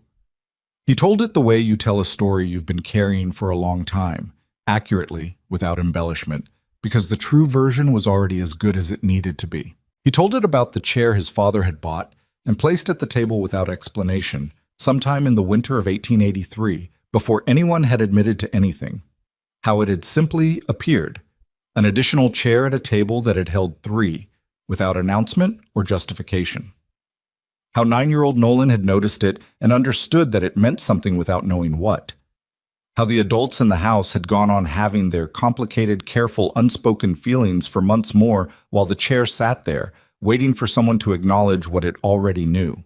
That chair, Nolan said, at a Sunday supper table that now needed 2 additional leaves to seat everyone present, was the most honest thing either of them did for the first 6 months. Thaddeus, at the head of the table that had grown far beyond the original, looked at his son with an expression that would have been offense if it hadn't been so fundamentally, helplessly true. I didn't know why I bought it, he said. I know you didn't, Nolan said. That was the point. Eliza, at the other end of the table, looked at her husband across the length of it, across the food and the children, the grandchildren who were beginning to appear, the noise and the mess, and the total evidence of a life that had expanded far beyond what either of them had been able to imagine in a kitchen in October of 1883. She looked at him, and she thought about a woman who had arrived with a cracked satchel and nothing much to lose, and had still, somehow, managed to be terrified of hoping for too much. She thought about what it had taken to stay, not just the physical staying, the work and the hard winters and the daily management of a difficult life, but the interior staying, the choice made over and over again to remain open to what was happening here rather than protect herself from it. She had made that choice imperfectly. She had retreated into practicality when things got close. She had managed her own feelings with the same systematic approach she brought to larder organization. She had been afraid more times than she'd shown and hoped more times than she'd admitted, and had been wrong about a number of things she'd been certain of. She had stayed anyway. And Thaddeus, across the table, caught her eye, and something passed between them. Not romantic in the way stories told it, not the look of people performing their happiness for an audience, but the look of 2 people who had been genuinely, completely honest with each other about what they were and what they couldn't be and had chosen to be here anyway. The look of people who knew each other's specific weight and had decided it was worth carrying. He'd never been a man for speeches or gestures. But he held her gaze for a moment longer than the noise of the table required, and it said everything the notebook couldn't hold. The ranch grew. The table grew. The dill came back every year in the east corner of the garden where Eliza had put it, because dill, given the right ground, returns to itself without being asked. The chair that had started it all was eventually retired when the table expanded, replaced by benches that could seat more, but nobody threw it out. It sat in the corner of the kitchen for years, accumulating the general purpose of such things. A place to set something temporarily, a surface for folded laundry on its way to somewhere else, occasionally a seat for a grandchild who had been told to sit and think about something. It was an ordinary chair, scarred and plain, with no particular beauty or craftsmanship to recommend it. But Nolan's children grew up knowing the story of it, and their children knew it too. The way a quiet man had walked into a store sometime in the late winter of 1883 and bought one additional chair without being able to explain why, and brought it home and placed it at a table where there was, at that point, no one obvious to sit in it. The way that chair had been the first honest thing, the first admission, made without words and maybe without awareness, that there was a space in this family that was meant to be filled. Not because someone had decided it, not because a contract required it, because some part of him, under all the walls and the management and the 4 years of efficient survival, had already understood what he hadn't yet said out loud, that the person who would sit in that chair was going to matter more than anything he had built, more than the land or the livestock or the fences that held through every winter, that the work of a life was not in what you accumulated but in who you chose to come home to. He just needed the rest of himself to catch up. He did, eventually. They all do, if the person who sits in the chair is patient enough to wait and brave enough to stay.